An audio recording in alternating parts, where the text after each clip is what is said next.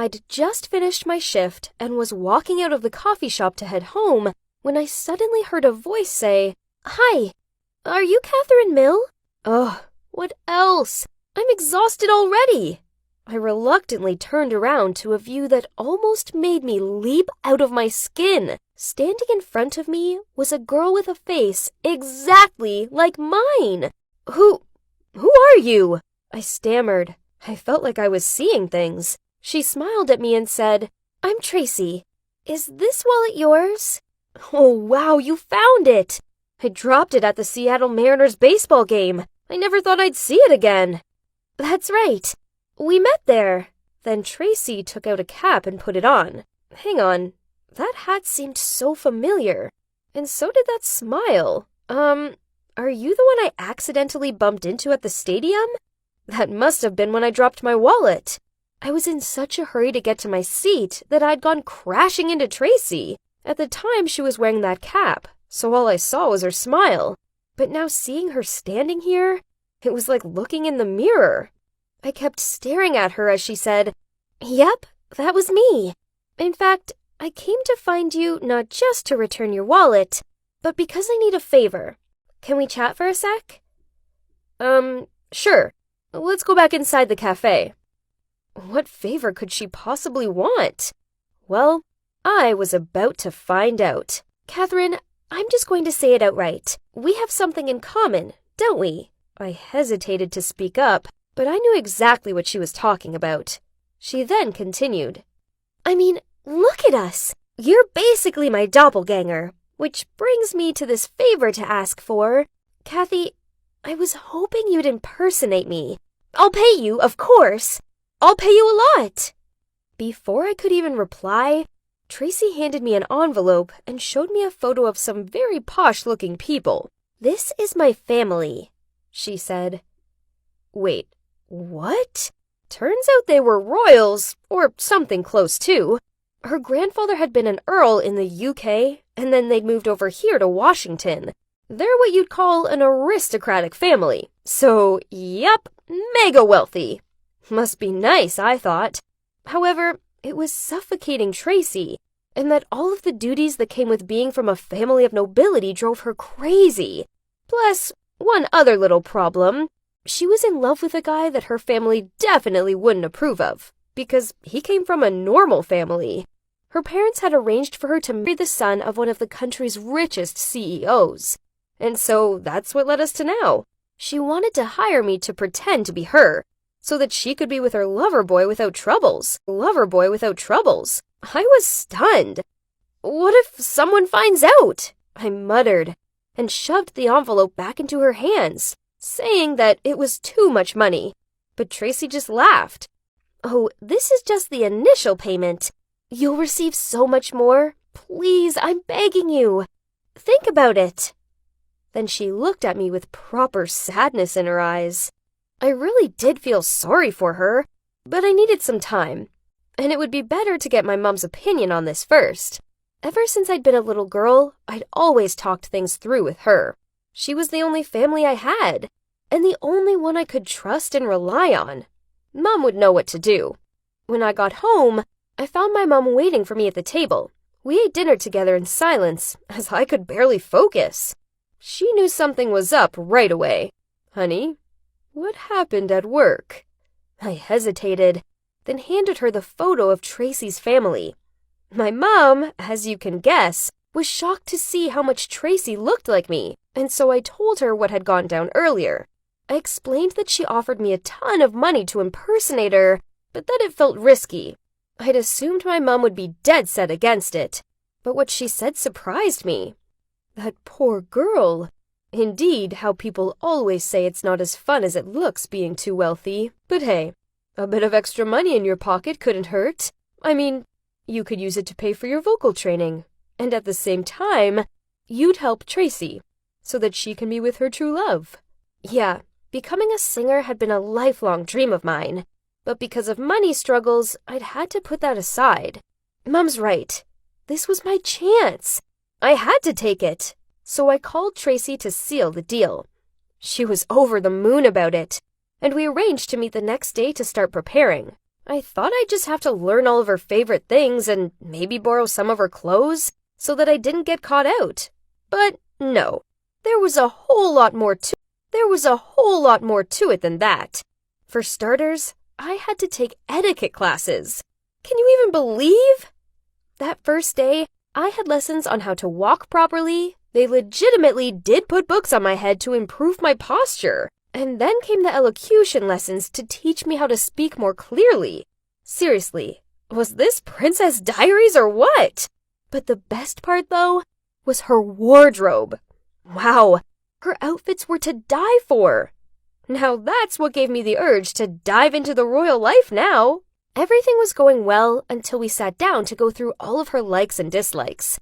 Her dislikes were about a mile long. Oh man, Tracy was one fussy girl. I mean, who didn't like pizza? I basically lived off the stuff. Plus, she was vegan, gluten-free, and had a nut allergy. What did she even eat? But despite that, we got through the week. Every morning I had my etiquette classes, which now were easy peasy.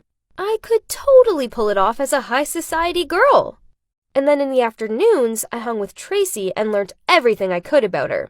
By the end of the week, we got all things set and ready for the swap. So Tracy and I went out to celebrate. "Catherine, look at our faces," she said while squinting her eyes. I took a closer look at the phone screen, and gotta admit, despite being pretty identical, there were still some differences between us. Sure, her cheekbones were more prominent, and her nose was slightly upturned, but with a bit of makeup, I could fix that, right? Tracy wasn't convinced, though. "Listen, I think you're going to need to get plastic surgery." Wait, I wasn't ready for any of that. But on second thought, I guess that would be all right, as it'd only make me prettier, which would totally help with my singing career. So I went under the knife. Not only my nose and cheekbones were fixed, but they also added a birthmark to my shoulder to match the one Tracy had. I looked like an Egyptian mummy with all my bandages on, coming out of the operating room. But when the day came to remove them, I was amazed. Just a little touch-up could make me look this incredible. I twirled around in front of the mirror in one of Tracy's glitzy dresses and just smiled. We were totally going to pull this off. Tracy was even more excited than me. She turned to me and said, "Ready for the family party?" Oh, wow. So my first mission had arrived already. I nervously looked at Tracy, and she just giggled and said, "Oh, don't be nervous. It's just my cousin's baby's first birthday party. No big deal. Although Thomas's whole family will be there. That's the family I'm meant to marry into." Okay, now I was even more worried. Tracy told me to simply do what I learned in the classes. As for Thomas, she instructed me to just ignore him, as that's what she usually did. He was used to the cold shoulder. Well, the moment I arrived at the party, I was already so overwhelmed. I couldn't believe my eyes. Her cousin's house was basically a palace with butlers and a grand staircase as you entered, just like in the movies. I almost had to pinch myself that I was even there. As I walked in, one of the butlers asked me to follow him through to the banquet hall. A banquet hall? How insane! There were crystal chandeliers hanging from every part of the ceiling, and the room looked like it was literally made from gold. I noticed Tracy's dad standing in the middle of the room with a young couple and a baby. That would be Tracy's cousin, and the baby was obviously the reason this insane party had been thrown. I took a deep breath, gathered myself, and walked towards them in the way my etiquette teacher had taught me. I greeted them casually, and it seemed no one sensed anything weird. Not even Tracy's dad. However, I was still afraid someone would realize. So I grabbed a glass of wine and went to stand in the corner just to be safe. While I was fiddling with the glass and trying not to make eye contact with anyone, a guy came up to me and clinked my glass. Oh boy! The coolest, most handsome guy ever was standing there grinning at me. I smiled back at him politely, trying not to blush, and then I realized, wasn't he Thomas and Tracy, the happy couple? Suddenly I heard Tracy's dad from a few feet away. speaking towards us. "You two look exquisite together. Be good to him now, Tracy, won't you?" Yep, it's Thomas, the fiancé that Tracy doesn't like at all. Okay, so I need to act cold towards him, otherwise I'll ruin everything for Tracy. But heck, he was just so good looking. I quickly walked away towards the dessert table and started stuffing my face with some almond cookies, anything to distract myself from Thomas. As I picked up a third one, I heard Thomas scream, and the next moment he was running over to me shouting, "Tracy, put it down! There are nuts in those!" I dropped the cookie in shock. Right, I was supposed to be allergic to these delicious snacks. Totally forgot that. Gosh, I turned around to see all eyes were on me. This was a disaster. I was like a deer in the headlights. Didn't know what else to do. I pretended to faint. Thomas immediately carried me somewhere while others called the family doctor. I only took a peek when I felt like I was let down on a bed. And wow, even their guest room is gorgeous. Anyway, the doctor did some quick checkup and said I was okay. Well, obviously.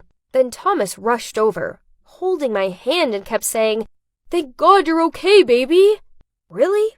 How come Tracy didn't like him? He was so sweet. He was looking at me so lovingly. Wait, at Tracy, actually.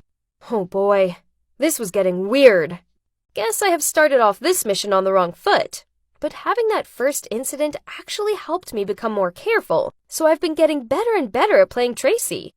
I was like a secret agent that would be summoned by duty at any sec. Sometimes you'd find me as a princess, other times I'd be waiting tables. My life was getting busier, but much more fun in some senses. Then one day, Tracy suddenly appeared at my door, looking all loved up. How strange it was. Usually she only contacted me over the phone. Then she said, "Kathy, I have a big mission for you." As she sat down, she put a bulging envelope on the table and said, "Kathy, sweetie, I need a big favor this time. So, here's the thing.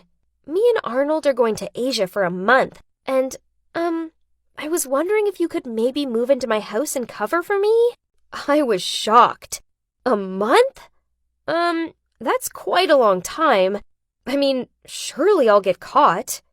Oh, I'm not sure, Tracy. I tried to avoid her eye contact, but she kept begging and looking like she was about to cry. Oh, God. What should I do? That would need some serious thinking.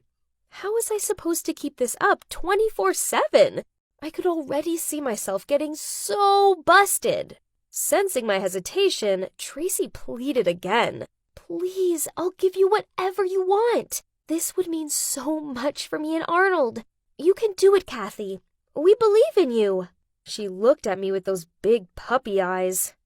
Oh no, what to do? At that exact moment, my mother walked out from the kitchen and said, "You've been doing a great job so far, sweetie. I'm sure you'll pull it off this time too. Don't worry, it'll be fine." Well, I couldn't say no now, so I gave Tracy a nod, which made her scream with happiness. "Yay! You've made my day! Tomorrow, 3 p.m., I'll be waiting for you." Then she grinned at my mother. "Thank you, Mrs. Mill." And so, I moved in the next day. It was just me and Tracy's dad lived in this marvelous mansion. Yeah, as well as their butler and some dozens of housekeepers. You get the picture. Luckily, Tracy's dad was rarely home, so I basically had the place to myself. It was bliss. I didn't have to lift a finger. If I wanted a glass of wine, I just rang the bell and a glass would be waiting before I even put the bell down.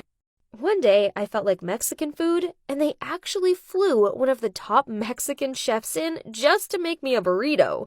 I could seriously get used to this whole royal blood thing. However, there were a few moments where I totally messed up. One time, Tracy's dad had a day off, so we ate dinner together. I was so nervous that I totally forgot that Tracy was left-handed, and her dad noticed right away. "Sweet pea, since when are you eating with your right hand?" I stammered, trying to make something up.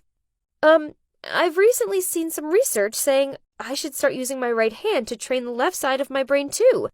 Just experimenting, Dad. Phew, that was close. But it didn't stop there. Doris, the housekeeper, came into my room one day and joked, "Tracy, when did you become so tidy? If I didn't know better, I'd say you had been replaced by a secret twin sister or something." I totally froze, trying not to let Doris know that she had just hit the nail on the head.